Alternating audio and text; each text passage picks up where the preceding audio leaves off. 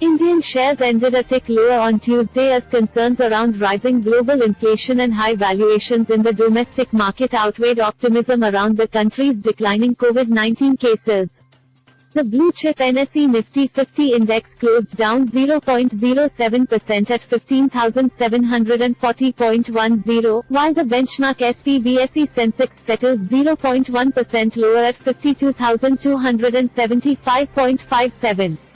Both indexes had scaled record peaks on Monday as some Indian states eased lockdowns and daily COVID-19 cases hit a two-month low. Globally, inflation is still a worry, and in India, participants are bracing for states to lift restrictions, said Anand James, chief market strategist at Geojit Financial Services in Kochi.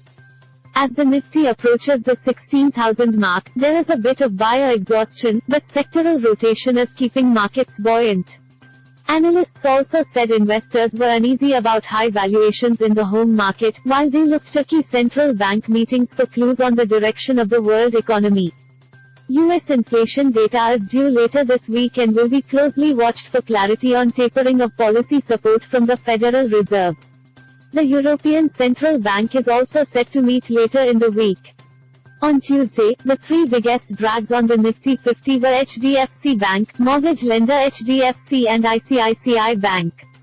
The private sector banks index, which has added 7.28% this year, fell 0.98%. Overall losses were limited, however, as the Indian government on Monday pledged to provide free COVID-19 vaccines to all adults, in an effort to rein in a pandemic that has killed hundreds of thousands.